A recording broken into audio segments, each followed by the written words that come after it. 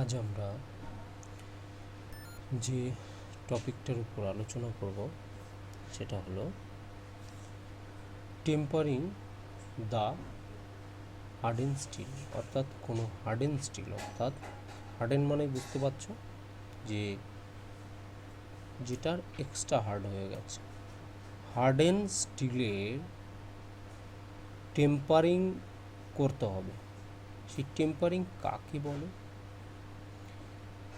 কেন করা হয় এবং প্রসেসটা কি, এই সম্বন্ধে কিন্তু আজকে আমরা এই টেম্পারিং সম্বন্ধে একটু জেনে নেব। এই লেসনটা যদি আমরা পড়ি, এন্ড হয়, এই লেসনটা যখন আমরা কমপ্লিট করবো, এন্ড করবো, তাহলে এখান থেকে কী কী জানতে পারবো। এক নাম্বার যেটা জানতে পারবো এবং টেম্পারিং কি এই ব্যাপারটা সম্বন্ধে জানতে পারবো। What is tempering, state water tempering সম্বন্ধে জানতে পারবো। নেক্সট জানতে পারবো state the purpose of tempering, টেম্পারিংয়ের কী কারণে করা হয় এটা জানতে পারবো। নেক্সট জানতে পারবো relative the tempering colour and temperature with tool to be tempered, অর্থাৎ যখন টেম্পার্ড করা হবে তখন সেই টুলগুলোর কালারের সাথে একটা রিলেশন থাকবে টেম্পারেচারের, সেটা একটা জানতে পারবো। State the purpose of tempering of steel, অর্থাৎ স্টিলের ক্ষেত্রে টেম্পারিং কেন করব, তার পারপোজটা কি, স্টিলের ক্ষেত্রে টেম্পারিং কেন করব, এটা সম্বন্ধে জানতে পারবো। প্রথম যে বিষয়টা হলো সেটা হলো হোয়াট ইজ টেম্পারিং, টেম্পারিং কাকে বলে। বলছে tempering is a heat treatment process, tempering হলো একটা heat treatment process considering of reheating the harden steel, অর্থাৎ হার্ডেন স্টিলের ক্ষেত্রে সেটা রিহিটিং করা হয় to a temperature below 400 degree centigrade followed by cooling, এবং কুলিং করা হয়। এবং সেটা কি টেম্পারিং, সেটাকে টেম্পারেচার যদি রিহিটিং করব 400 ডিগ্রির কম টেম্পারেচারে এবং সেটাকে ঠান্ডা করব, সেটাই হলো টেম্পারিং। এবার আমরা কেন করব, পারপোজটা কি অফ টেম্পারিংয়ের, তার পারপোজ বলছে steel in it harden consider, মানে কন্ডিশন, একটা স্টিলটা যখন হার্ডেন কন্ডিশনে থাকবে তখন ইজ জেনারেলি টু ব্রিটল, সেটা অতিরিক্ত ব্রিটল হয়ে যাবে। To be use for certain function, সেটা ইউজ করা সার্টেন ফাংশন, পার্টিকুলার ফাংশন।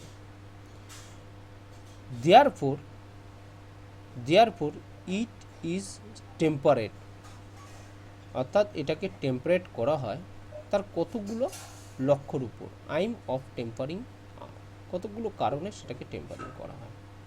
আমরা ধরেই নিয়েছি যে স্টিলগুলো সেটা হার্ডেন, অর্থাৎ আমরা জানি যে যত স্টিলটা হার্ডেন হবে তত সেটা ব্রিটেল হবে। সেই ব্রিটেলনেসটাকে কমানোর জন্য অ্যাকচুয়ালি হিট ট্রিটমেন্ট, সেই লক্ষ্যগুলো এখানে দেওয়া আছে। টু রিলিভ দ্য ইন্টারনাল ট্রেসটাকে রিলিভ করার জন্য। To regulate the hardness and toughness, hardness এবং টাফনেসটাকে রেগুলেট করার জন্য। টু ডিক্রিজ দ্য ব্রিটেলনেসটাকে ডিক্রিজ করার জন্য। আর একটা টু রিস্টোর সাম ডাক্টিলিটি, কিছু ডাক্টিলিটি রিস্টোর করার জন্য।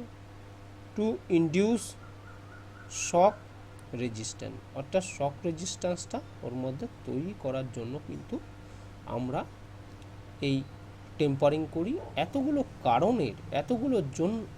কারণের জন্য কিন্তু টেম্পারিং। এক কথায় বলা যাবে, আর একটা কথা বলা যায়, টেম্পারিং করলে এই জিনিসগুলো কিন্তু হয় মেটেরিয়ালের মধ্যে। তাহলে আমরা এটা জানলাম। নেক্সট আমরা জানবো process of tempering the steel, অর্থাৎ এই টেম্পারিং স্টিলের ক্ষেত্রে যে টেম্পারিং প্রসেসটা কীভাবে করা হয়। তাহলে আমরা এই প্রসেসটা সম্বন্ধে জানব। The tempering process consist of heating the harden steel, অর্থাৎ হার্ডেন স্টিলটাকে হিটিং করা প্রসেসটাই হলো tempering to the appropriate tempering temperature, to the appropriate tempering temperature and soaking of this temperature for একটা ডেফিনিট পিরিয়ডে সেটা টেম্পারিং করা হবে। সেটাই হলো এখানে এই tempering process. The period is determined from the experience that the full effect of the tempering process can be ensured only if the tempering period is kept sufficient long. The table number 1, এই table 1-এ আমি দেখিয়ে দেবো। এবার next, so the tempering temperature and color for different tool, অর্থাৎ different টুলের ক্ষেত্রে different টেম্পারেচারের colour আসবে এবং সেই টেম্পারেচারের সাথে একটা ইফেক্ট আসবে। সেই ইফেক্টটাই হলো কিন্তু এখানে কালার হিসাবে বোঝানো যাবে। নেক্সট আমরা এই টেবিলটা সম্বন্ধে একটু দেখে নেব। এক্ষেত্রে আমরা টুল আর আর্টিকেলস দেওয়া আছে একটা চার্টের মধ্যে। একটা সাইডে টেম্পারেচার ইন ডিগ্রি সেন্টিগ্রেড, অর্থাৎ যেখানে যে ভ্যালুটা দেওয়া আছে সব মানে সেন্টিগ্রেডের ভ্যালু, এই সাইডে দেওয়া আছে কালার। এই কালার দিকে কিন্তু আমরা কিন্তু এক একটা টুলের কনফার্ম হয়ে যাব সেটা টেম্পারিং হয়ে গেছে। ধরো আমরা কোনো একটা টুলটাকে যদি আমরা হিটিং করে সেই ক্ষেত্রে তো আমরা বুঝতে পারছি না সেখানে 230 ডিগ্রি হলো, 240, 250, 260 এরকম টেম্পারেচার হলো কি না সেটা কনফার্ম হওয়ার জন্য, অর্থাৎ সেটা হিটিং করেই কিন্তু একটা কনফার্ম হয়ে যাবে ওর ভেতর মানে ওর কিন্তু টেম্পারেচারটা সেইখানে এসেছে কিনা। অর্থাৎ টেম্পারিং করাই হয় এক্সট্রা যদি হার্ডনেস হয়ে যায় সেটাকে রিডিউস করার জন্য। প্রথমেই বলেছি হার্ডেন মেটেরিয়ালটাকে রিডিউস করা যাতে, অর্থাৎ হার্ডনেসটাকে, ধরো সাপোজ একটা আমরা কনসিডার করে নিই একটা মেটাল, তার হার্ডনেস নাম্বার মনে করো আমার দরকার রিকোয়ার্ড 150, সেখানে আমরা হিট ট্রিটমেন্ট করার ফলে অর্থাৎ হার্ডেনিং করার ফলে তার হয়ে গেল 200, তাহলে 50 এক্সট্রা হয়েছে, সেই 50টাকে কমাতে হবে। তখন কমানোর এই যে প্রসেস সেটাই হলো কিন্তু এই সোজা কথা হলো সেটাকে টেম্পারিং বলে। অর্থাৎ টেম্পারিং করার সময় সার্টেন একটা টেম্পারেচারে বিভিন্ন পারপোসে যেমন এখানে টার্নিং টুলের ক্ষেত্রে ড্রিল টুল আছে, ট্যাপ আছে, পাঞ্চ আছে, রিমার আছে, এরকম ভ্যারাইটিস টাইপের টুল এবং আর্টিকেলসগুলো আমরা ব্যবহার করি ইঞ্জিনিয়ারিং ফার্মে। অর্থাৎ সেইটা যে পার্টিকুলার সেই টেম্পারেচারে পৌঁছেছে তা সেই ক্ষেত্রে আমরা জানতে পারবো তার কালার দেখে। অর্থাৎ প্রথম যেটা রয়েছে টার্নিং টুল সেটা হলো 230 ডিগ্রি সেন্টিগ্রেড। এটা হলো একটা স্পিল স্ট্র, অর্থাৎ স্পিল স্ট্র ব্যাপারটা, এই স্ট্র কালারটা কিন্তু হলো, দেখো যে কোনো ময়ূরের উপর দেখেছো যে কালারটাকে চিকচিক চিকচিক করছে, জ্বলছে, মনে হচ্ছে হচ্ছে যেমন পায়রার কাঁধের উপরের কালারটা দেখবে একটু জ্বলছে, মানে চিক চিকচিক চিকচিক করছে, যে ধরনের একটা যার উজ্জ্বলতা মনে হয় কি মানে ওর ভেতর থেকে কোনো একটা রাইট স্ট্র হচ্ছে, তখন তাকে বলা হয় স্ট্র কালার। অর্থাৎ পিল হালকা হালকা স্ট্র কালার যখন হবে সেটাকে বুঝে নিতে হবে, সেই ক্ষেত্রে আমাদের 230°C হয়ে গেছে। এবং ড্রিল এবং রিমিং কাটার অথবা ড্রিলের ক্ষেত্রে 240°তে রাখতে সেটা ডার্ক এবং গাঢ় স্ট্র কালার হয়ে গেছে।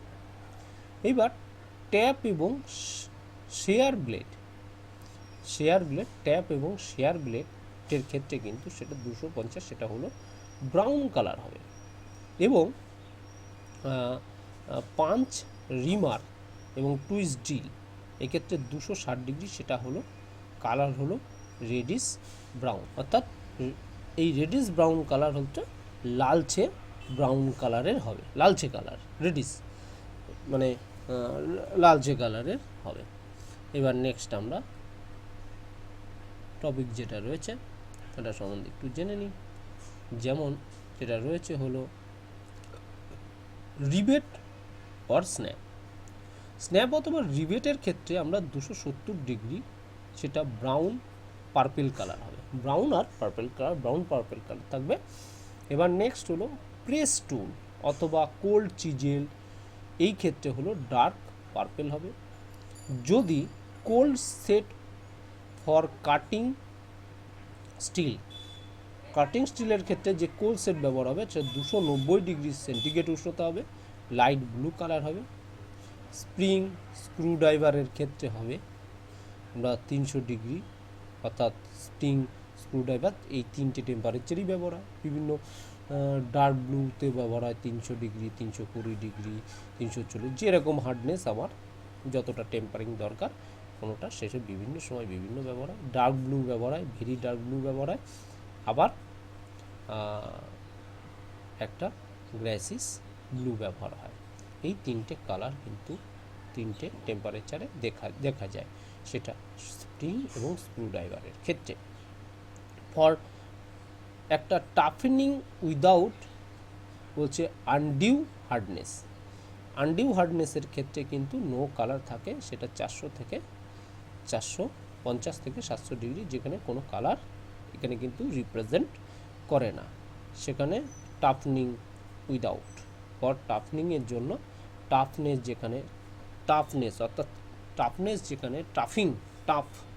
যেখানে হাই প্রেসার পড়বে যতটা, সেই টাফিং ক্ষেত্রে কিন্তু আমরা এই নো কালার ব্যবহার করা হয়। নেক্সট আমরা অ্যানেলিং অফ স্টিল, এই অ্যানেলিং অফ স্টিল সম্বন্ধে জানবো। অ্যানেলিংটা কি, কাকে বলে, কেন করা হয়, কিভাবে করা হয়, এই সম্বন্ধে জানবো। অর্থাৎ এই লেসনটা পড়লে আমরা কি জানবো। স্টেট দ্য অ্যানেলিং অফ স্টিলের অ্যানেলিংটা কি সেটা জানবো, এবং জানবো স্টেট দ্য পারপোজ অফ অ্যানেলিংয়ের পারপোজটা জানবো। স্টেট দ্য প্রসেস অফ অ্যানেলিংয়ের প্রসেসটা সম্বন্ধে জানবো। তাহলে প্রথম আমাদের জানা দরকার যেটা, the annealing process is carried out by heating the steel above the critical range, soaking it for sufficient time to allow the necessary changes to occur and cooling at the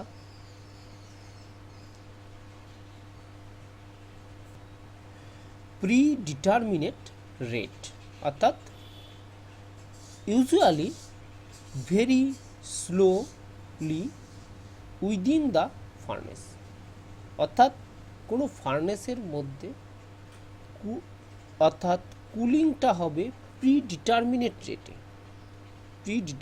রেটে, এবং সেটা সাফিসিয়েন্ট টাইম, একটা particular time ধরে সেটাকে একটা particular range, critical রেঞ্জের above টেম্পারেচারে সেটাকে ধরে রাখা, তাই হলো এই ক্ষেত্রে তাকে বলা হয় অ্যানেলিং। এবার আমরা নেক্সট জানবো যে কেন করা হয়, পারপোজটা কি, অ্যানেলিং করার পারপোজটা কি সেটা সম্বন্ধে জেনে। ও বাবা, এখানে অ্যানেলিংটা কি? অ্যানেলিং হলো একটা consider of heating of hypoeutectoid steel, অর্থাৎ হাইপোইউটেক্টয়েড স্টিলের ক্ষেত্রে একটা 30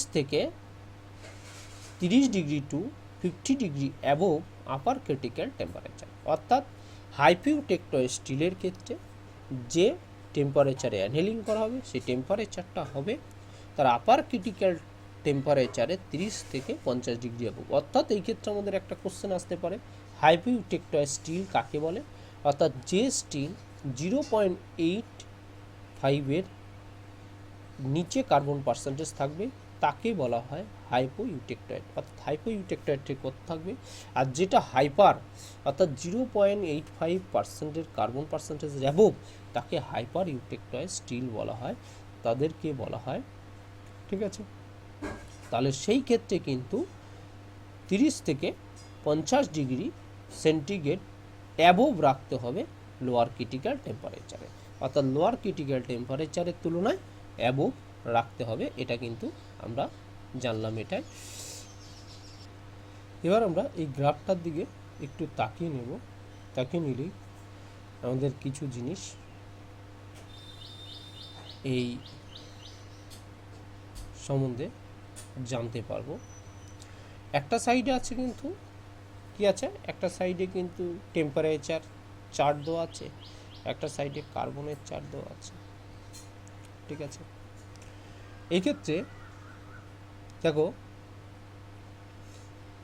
এই জায়গাটায় দেখো এটা হলো আপার ক্রিটিক্যাল টেম্পারেচার, একটা লাইন, এটা একটা হলো আপার ক্রিটিক্যাল টেম্পারেচারের লাইন, এটা কিন্তু লোয়ার ক্রিটিক্যাল টেম্পারেচারের লাইন, এই যে এইটা।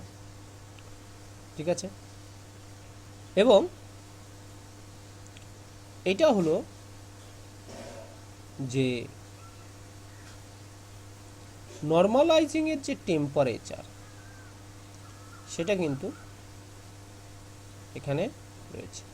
নর্মালাইজিং টেম্পারেচার এইখান থেকে শুরু করে 950, অর্থাৎ দেখো লোয়ার ক্রিটিক্যালের থেকে আপার অ্যাবোভ 50 ডিগ্রি, দেখো অ্যাবোভ 50 থেকে এদিকে দেখো কত আছে 850, অর্থাৎ এইখানে কিন্তু যে রেঞ্জটা দেখা যাচ্ছে যে ডটেড ডটেড করে দেওয়া আছে এইটাই কিন্তু নর্মালিং টেম্পারেচারের একটা চার্ট, গ্রাফিক্যাল একটা ডার্ক লাইন করা হয়েছে ডটেড দিয়ে। তাহলে এটা কিন্তু আমরা দেখে নিলাম, কিন্তু এই যে 0.8% একটা কার্বন, এখানে দেখো এই পয়েন্টটা হলো 0 এই ক্ষেত্রে দেখো একই পয়েন্ট, একটা পয়েন্টেই রয়েছে লোয়ার ক্রিটিক্যাল, একটা পয়েন্টেই আর, অর্থাৎ 0.85 যদি কার্বন পার্সেন্টেজ থাকে সেই ক্ষেত্রে কিন্তু upper critical point, lower critical point দুটোই কিন্তু সেম, তাই সেম যেহেতু তাই এটাকে ইউটেক্টয়েড পয়েন্ট বলা হয়। ইউটেক্টয়েড পয়েন্টে কিন্তু 0.85% কার্বন এই ক্ষেত্রে রয়েছে, 0.85% কার্বন রয়েছে, অর্থাৎ এই এই কার্বন পার্সেন্টেজের বিলোটাকে বিলো দিকে যত চার্টে যাওয়া যাবে এই ক্ষেত্রে বলা হয় হাইপোইউটেক্টয়েড স্টিল। আর এর অ্যাবোভে যদি যায়, এইখানে যদি পড়ে কোনো স্টিলের কার্বন পার্সেন্টেজ, তখন তাকে হাইপার ইউটেক্টয়েড স্টিল বলা হয়। তাহলে হাইপোইউটেক্টয়েড স্টিল, হাইপার ইউটেক্টয়েড স্টিল দুটো সম্বন্ধে ক্লিয়ার আইডিয়া। তাহলে এখানে দেখো 700 ডিগ্রি টেম্পারেচার রয়েছে লোয়ার, এখানে কিন্তু যদি 100% বলি 727 ডিগ্রি সেন্টিগ্রেড। ঠিক আছে, 727 ডিগ্রি হলো critical point, lower critical point. এবার আপার ক্রিটিক্যাল পয়েন্ট, এবার এই ক্রিটিক্যাল টেম্পারেচার কিন্তু ভ্যারিজ করে কার্বন পার্সেন্টেজের উপর।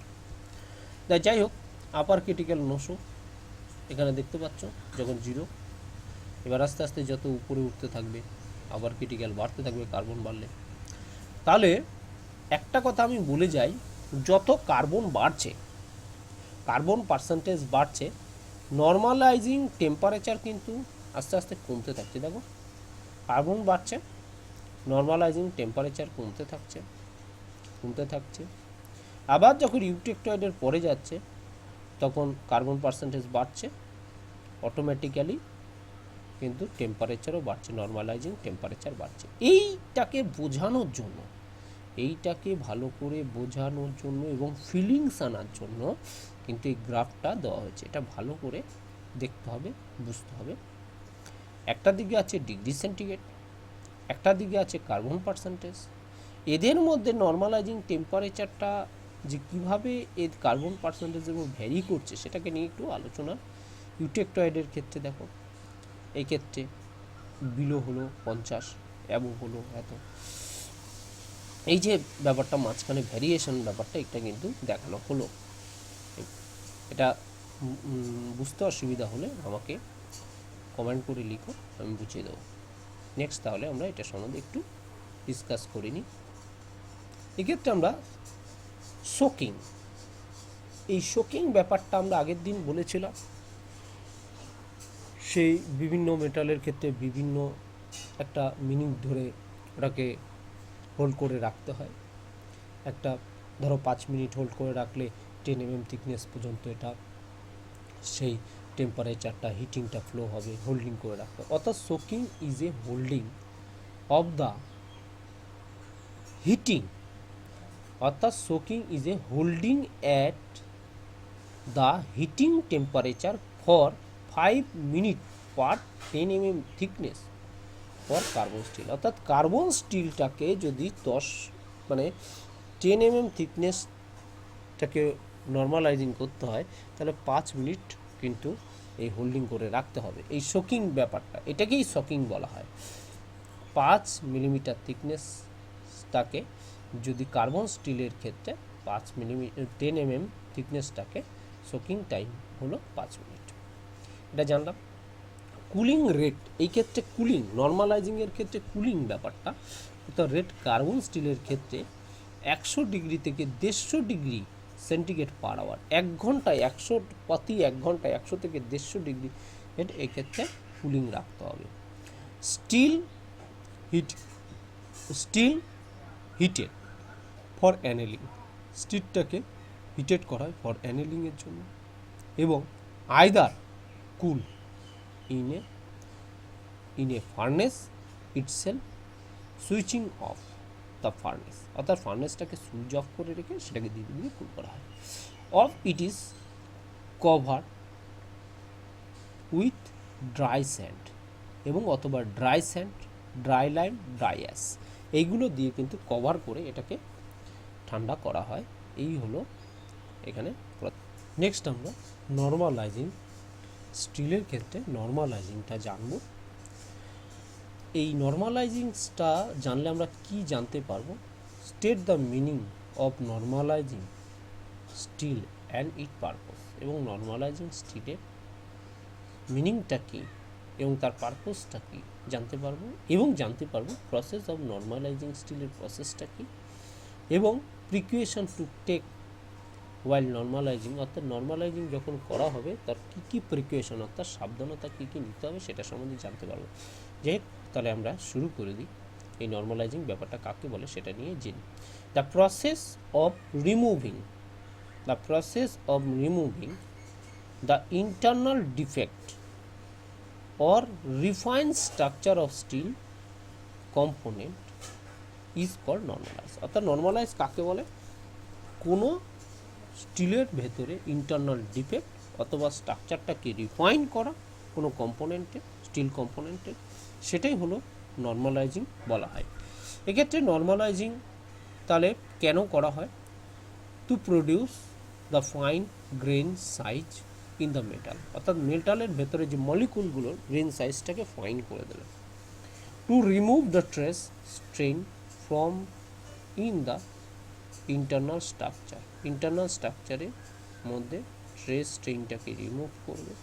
Due to heating uneven cooling, যদি প্রিহিট করা এবং আনইভেন কুলিং করার জন্য যে ইন্টারনাল ফর্ম সেটাকে রিমুভ করবে এবং হ্যামারিং করা হবে।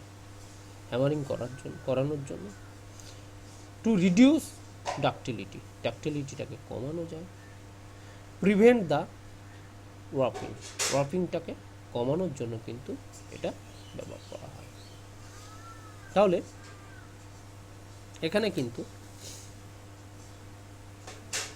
অর্থাৎ to get the best result for normalising, অর্থাৎ নর্মালাইজিংয়ে বেস্ট রেজাল্ট পাওয়া যায়।